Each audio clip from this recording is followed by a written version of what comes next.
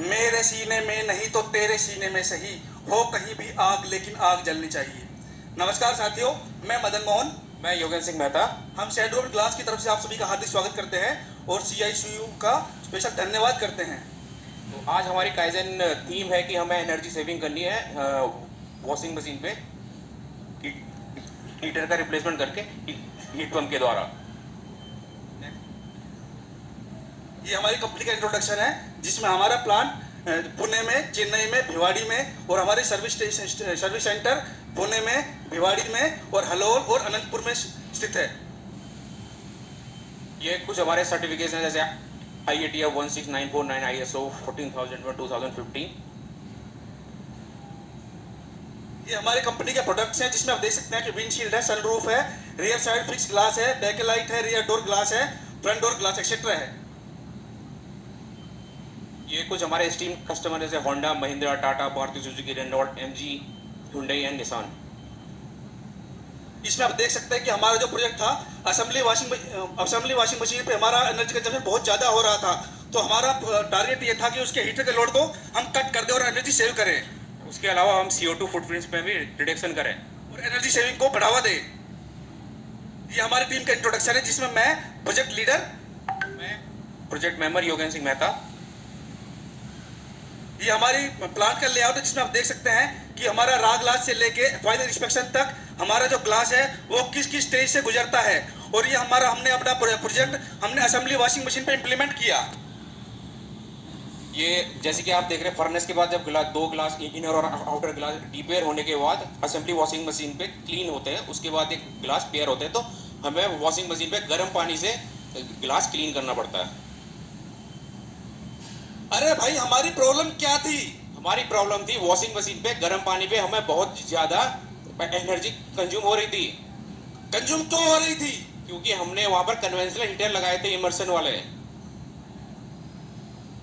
हमारा जो कंजप्शन थी वो 182 यूनिट पर आवर के हिसाब से हो रही थी, जो पूरे दिन में 4368 यूनिट पर डे थी। उसके बाद हमने ब्रेनस्टॉर्मिंग किया, आत्मंथन किया। अरे भाई, क्यों ना हम वहां पे एनर्जी एफिशिएंट हीटर लगा दें? ये फिजिबल तो है, लेकिन इसमें हमें मशीन में बहुत सारे चेंजेस करने पड़ेंगे। अरे भाई, क्यों ना जहां से हमारा पानी आ रहा है उस टैंक को हम हीटर से गर्म कर लें? ये हम कर सकते हैं, लेकिन इससे हमारी कॉस्ट और बढ़ जाएगी। क्यों ना हम कंडक्टिविटी को कम कर दें? ये हम PCS मीटिंग के हिसाब से चेंज नहीं कर सकते। क्यों ना हम पानी के कंजप्शन को फ्लो कंट्रोल कर दें? नहीं, हमें वहाँ पर क्लीन वाटर चाहिए, हम इसका कंजप्शन कम नहीं कर सकते। क्यों ना हम उस स्थान के लिए सोलर हीटर इंस्टॉल कर लें? हम ये कर सकते हैं, लेकिन हमारे पास स्पेस कंस्ट्रेंट है। बहुत बढ़िया। तो फिर क्यों ना हम वहाँ पर हीट पंप का इंस्टॉल कर दें। हाँ, ये बिल्कुल बहुत बढ़िया आइडिया है। इसके बाद हमने कॉज एंड इफेक्ट की सहायता ली, जिसमें हमने पाया कि कुछ हमारे कॉजेज वैलिड थे और कुछ कॉज हमारे इनवैलिड थे। जैसे मैन और मेजरमेंट में हमें कोई भी कॉज वैलिड नहीं लगा। इसके अलावा मदर नेचर में हमें लगा कि विंटर्स में हमें और ज़्यादा एनर्जी कंजप्शन करना पड़ रहा है। मेथड भी हमारा वैलिड था, क्योंकि हमें 45 से 48 degree Celsius temperature glass clean को करने के लिए चाहिए होता था। और इसके अलावा हमें 12 नंबर्स के, फिर हमें मशीन में ही मिले कुछ प्रॉब्लम कि हमें 12 नंबर्स के हीटर यूज करते हैं कन्वेंशनल वाले, वही हमारे ज़्यादा पावर ले रहे हैं। इसके बाद हमने करेक्टिव एंड प्रिवेंटिव एक्शन लिए, जो इस प्रकार से थे, जो हमारी, क्योंकि हम वहाँ पे कन्वेंशनल हीटर यूज कर रहे थे। हमने इसका टेम्परेचर 48 डिग्री से 42 डिग्री पे मेंटेन करना स्टार्ट कर दिया। दूसरा, हमने 40 किलोवाट के 2 हीट पंप इंस्टॉल किए। और इसके अलावा जो हमारे वहाँ पर पाइप लगे होते उनको हमने इंसुलेटेड कर दिया, ताकि हीट लॉस ना हो हमारी। उसके बाद हमारा ये रिजल्ट अचीव्ड हमारा है, जिसमें आप देख सकते हैं कि पहले हमारा प्रोजेक्ट कंप्लीट होने से पहले 150 यूनिट पर आवर पे ले आए, जिससे हमारी 33 यूनिट हमारी पर आवर सेव हुई, जो कि 792 यूनिट पर डे सेव थी। और इससे हमें 21,54,240 रुपए हमने बचाए। ये आप यहाँ पर देख सकते हैं, पहले हमारे कन्वेंशनल हीटर लगे हुए थे, हम इसकी जगह हमने अब हीट पंप लगा दिया है पानी गर्म करने के लिए। You can see the below pictures. ये आप देख सकते हैं कि इसमें हमारे 12 किलोवाट के 12 हीटर लगे हुए थे, और हमारे ब्लोअर था, और हमारे हाई प्रेशर पंप और फीड पंप थे, जिसके लिए हमने वहां पे 2 हीट पंप लगा दिए, जिससे हमारा टैंकों का पानी गर्म हो रहा है और हमारा ग्लास अच्छे से क्लीन हो रहा है।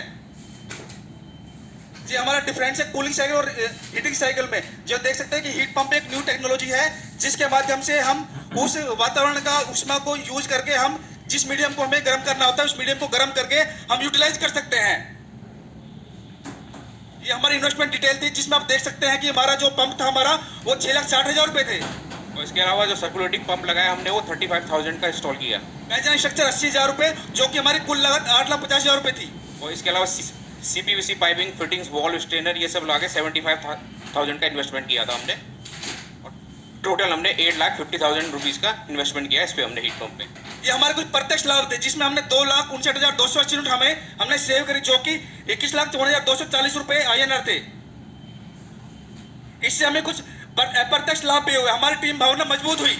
और इसके अलावा नई टेक्नोलॉजी को हमें जानने और उन्हें इम्प्लीमेंट करने का मौका मिला। हमने इन्वायरमेंट को इम्प्रूव किया। ये हमारा रिटर्न ऑफ इन्वेस्टमेंट है, जिसमें हमारी लागत थी 8,50,000 रुपए, हमारी सेविंग थी 21,54,240 रुपए, जो कि हमारे लगभग 4.5 महीने में हमारी इसकी ROI निकल के सामने आएगी। और ये कुछ हमने स्टैंडर्डाइज किए कि जैसे हीट पंप ने लगा तो दिए या ये प्रॉपर वर्क भी करे, तो इसके लिए हमने इसका PM प्लान बनाया, PM चेक शीट बनाई। तो हम इसको जो इसके प्लान के हिसाब से उसका PM करते हैं, ताकि ये अच्छे से काम करते रहें हीट पंप। ये हमारे काइजन शीट हमने प्रोजेक्ट 25 मई 2022 को शुरू किया और 20 अगस्त 2022 को हमने इसको खत्म कर दिया। और इसके अलावा इसको हमने हॉरिजॉन्टल डेवलपमेंट भी किया, एक हमारी PPL वॉशिंग मशीन में किया है, और इसके अलावा यूटिलिटी सेक्शन में स्टीम बॉयलर यूनिट में भी हमने इसको डेवलप कर दिया है। Thank you. हवाओं से कह दो अपनी औकात में रहे, हम पंखों से नहीं अपने हौसलों से उड़ा करते हैं। धन्यवाद। Thank you. Any queries from jury बहुत side? बढ़िया।